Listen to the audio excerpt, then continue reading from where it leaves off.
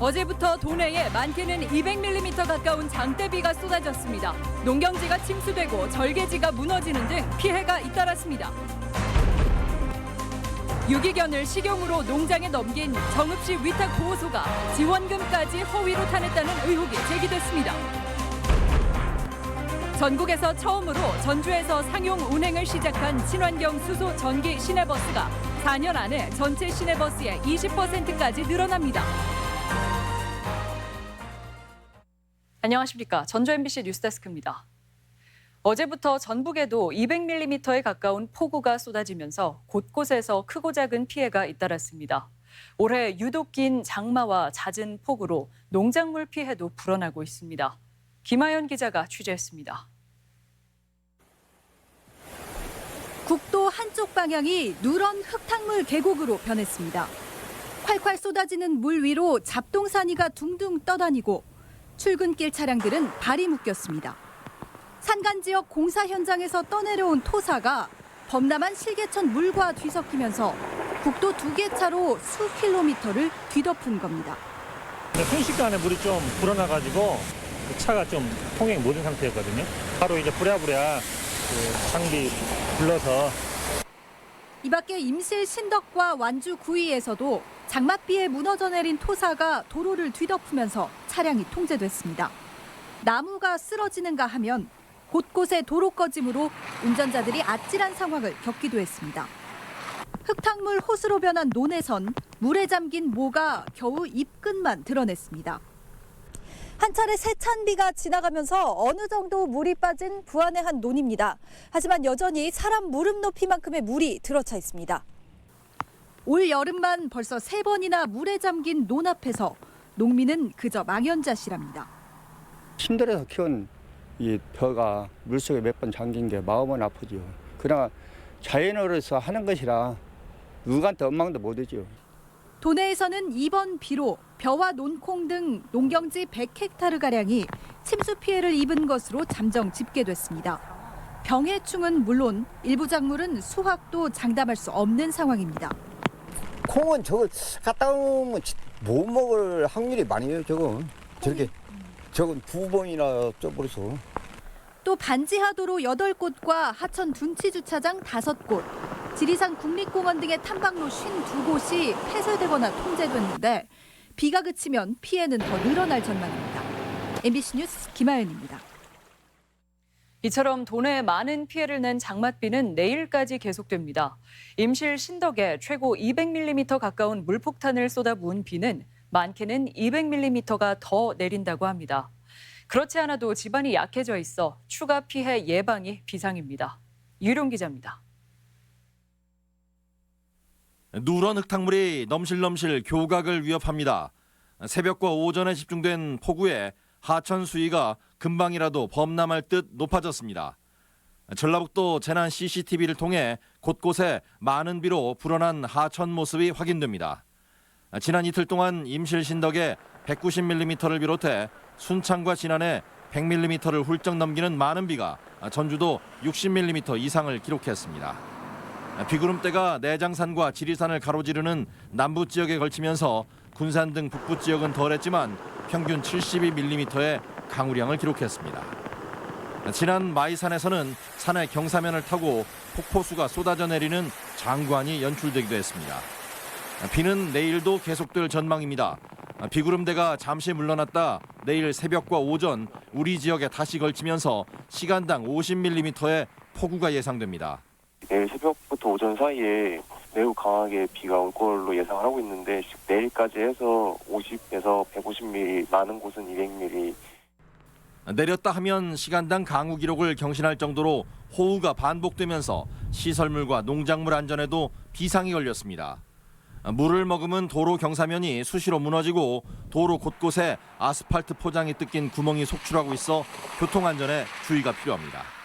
또한 긴 장마로 논에서는 벼 입도열병이, 밭에서는 탄저병 등 세균성 질병이 확산되고 있다며 대비를 당부했습니다.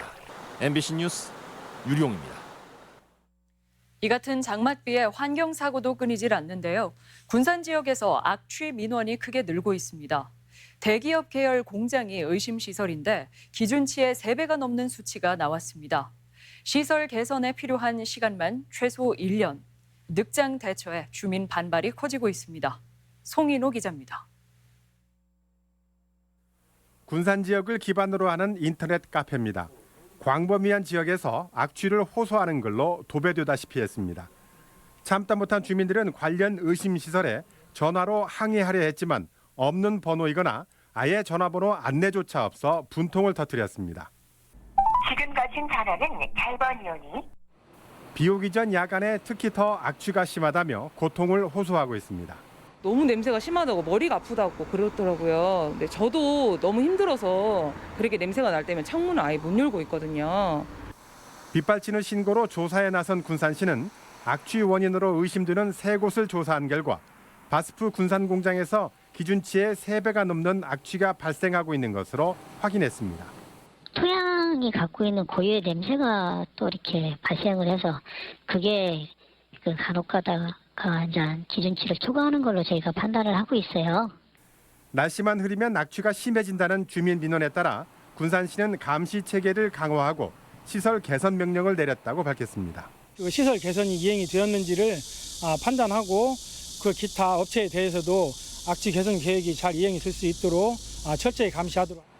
하지만 공장 측은 근본적인 악취 시설 개선에 1년가량이 걸릴 것으로 밝혀 주민들의 고통을 감안하지 못하는 늑장 대처라는 반발을 사고 있습니다.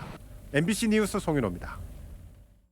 한국수자원공사 용담지사는 지난 20일 이후 장맛비가 계속되면서 현재 물 유입량이 초당 655세제곱미터로 적정 방류량보다 2배 많은 상황이라며 방류 기간을 늘리겠다고 밝혔습니다.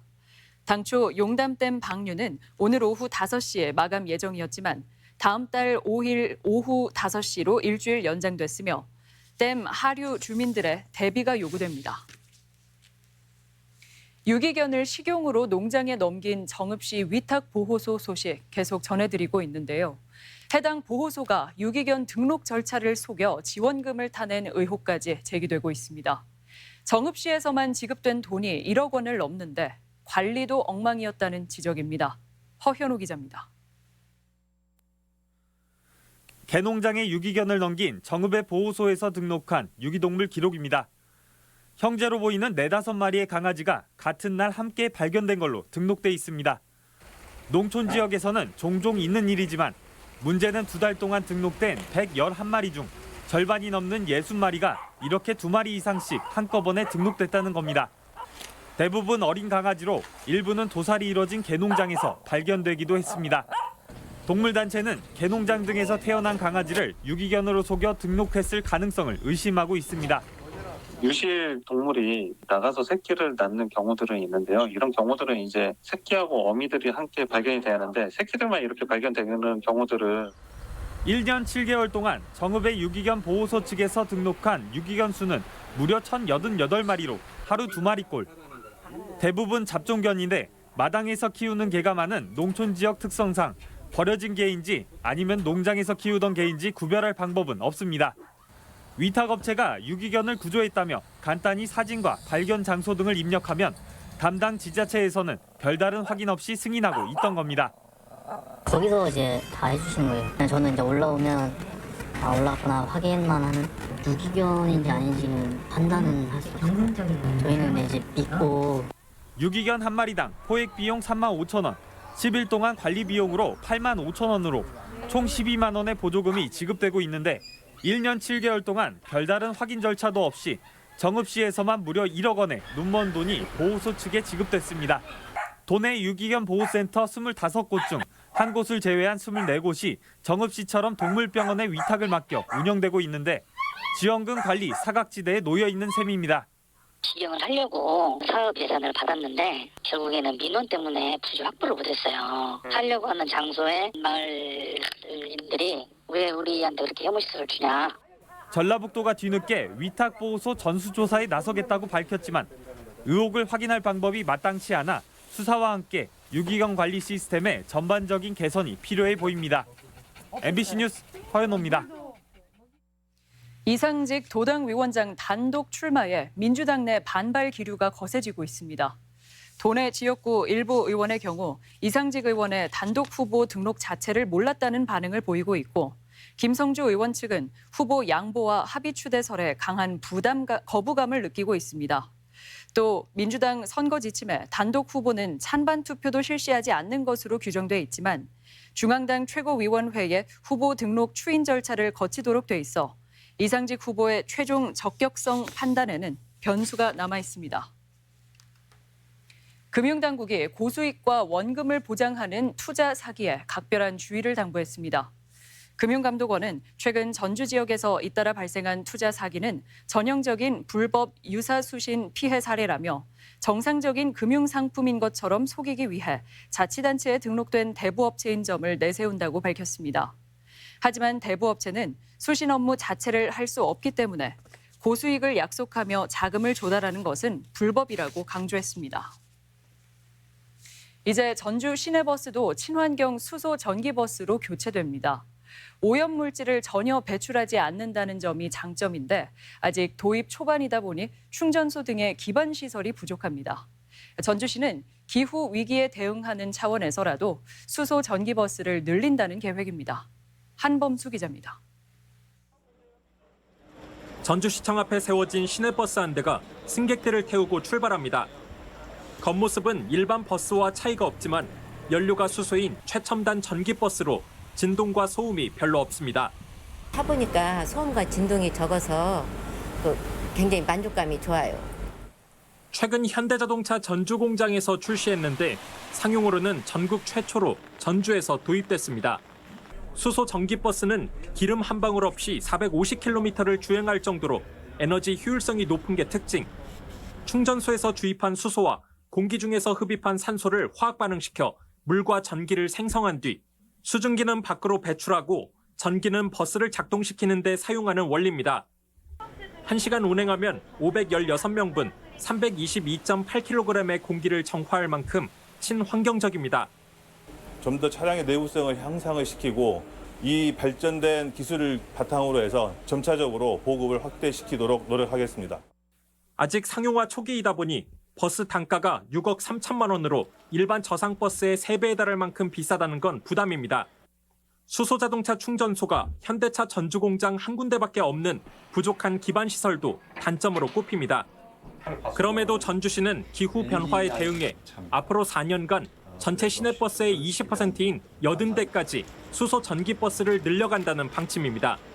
경제적 측면에 보면 처음에는 좀 비용 투입이 되긴 합니다만 장기적으로 보면 지역 경제라든지 또 환경에 큰 도움이 될 걸로 기대하고 있습니다. 또 덕진구와 완산구에 각각 한 곳씩 수소 충전소를 설치해 수소 전기버스 도입을 위한 기반도 확대하겠다는 계획입니다. MBC 뉴스 한범수입니다.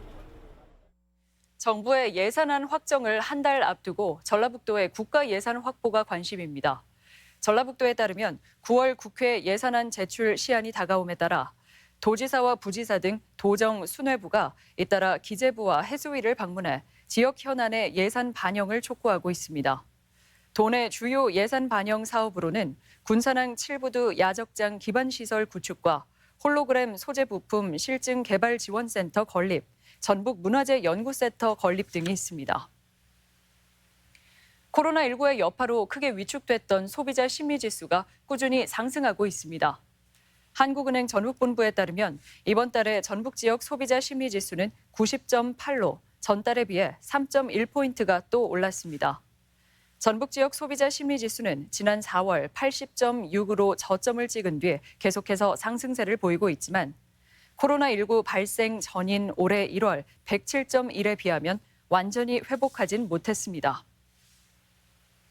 체육계 폭행 근절 대책의 하나로 학생 선수 폭력 피해 실태 조사가 실시됩니다. 전라북도 교육청은 다음 달 14일까지 축구, 수영, 태권도 등 도내 65개 체육 중고등학교 학생 선수 1,540명을 대상으로 폭력 피해 여부 실태를 일제 조사합니다. 조사 결과 폭행 은폐나 의심 사례는 교육부와 합동 특별조사를 거쳐 맞춤형 조치를 취하는 한편 학부모와 체육교사, 학교 관계자 등을 대상으로 집중 신고 기간도 운영합니다. 차별금지법 제정 전북행동 등은 오늘 전라북도 의회 앞에서 기자회견을 열고 국가인권위 조사 결과 국민 중 88.5%가 차별금지법 제정에 찬성하고 있지만 차별금지법 제정 촉구 건의안 부결로 도민들의 열망이 반하고 있다며 도의회에 규탄했습니다. 또 헌법의 평등 이념 실현을 위해 전북 지역 국회의원들이 차별금지법 제정에 나서야 한다고 촉구했습니다.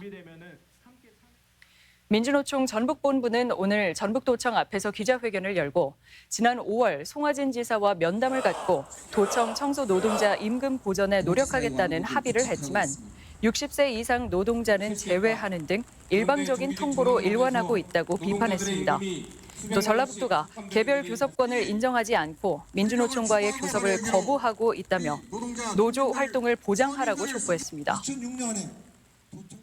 코로나19로 무주 태권도원에서 예정됐던 국제 규모 태권도 대회가 잇따라 취소됐습니다. 전라북도는 코로나19의 확산으로 해외 선수단의 대회 참가가 어려워짐에 따라 오는 11월 닷새 동안 개최될 예정이던 제13회 세계 태권도 문화 엑스포를 취소하기로 했습니다. 또한 10월 말에 개최를 예정했던 제4회 김운용컵 국제 오픈 태권도 대회 역시 국내외 선수단의 안전을 고려해 불가피하게 취소했다고 밝혔습니다.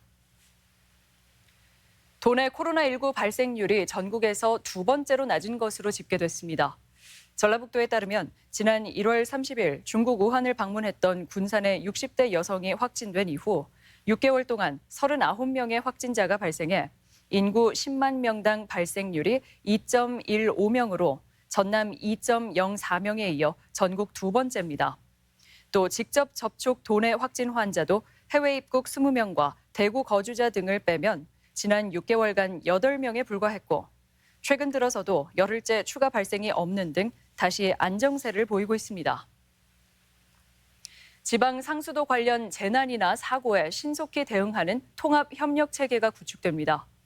전라북도와 수자원공사, 환경청은 오늘 공동협력협약을 맺고 그동안 지자체 단독으로 대응하던 상수도 사고에 관계기관 모두가 힘을 모으기로 했습니다.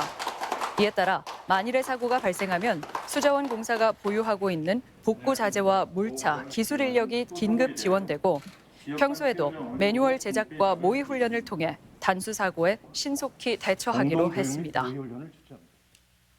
익산 지역 화폐인 익산 다이로움 카드가 지역 소비를 늘리기 위해 확대 발급됩니다. 전북권 뉴스였습니다.